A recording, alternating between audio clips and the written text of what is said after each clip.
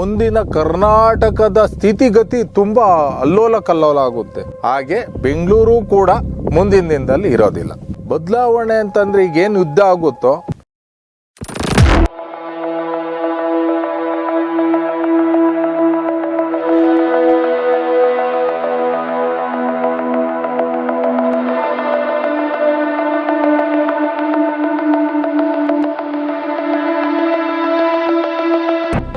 ಏನು ಬೆಂಗಳೂರು ಏನು ಯಾವುದೇ ರೀತಿ ತೊಂದರೆ ಇಲ್ಲ ಅಂತಾರೋ ಅದೇ ಬೆಂಗಳೂರಿಗೆ ಖಂಡಿತ ಒಂದು ಪಾಪ ಬೀಳುತ್ತೆ.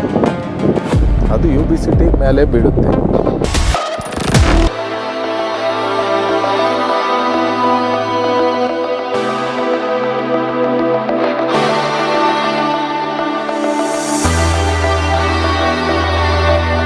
ಇವೆಲ್ಲ ಏನು ಬರುತ್ತೋ ಇದರಿಂದ ರಕ್ಷಣೆ ಮಾಡೋಕ್ಕೆ ಮೂಲ ಧನ್ವಂತರಿ ಮಹರ್ಷಿ ಇರ್ತಕ್ಕಂಥ ಸ್ಥಳ ಇದು.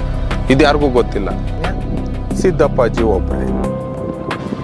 ಖಂಡಿತ ಇಲ್ಲೇ ಶಿವ ಸಾಕ್ಷಾತ್ಕಾರ, ಜಗನ್ಮಾತೆ ಸಾಕ್ಷಾತ್ಕಾರ ಪರಿಪೂರ್ಣ ಆದಂಥ ಸ್ಥಳನೇ ಇದು.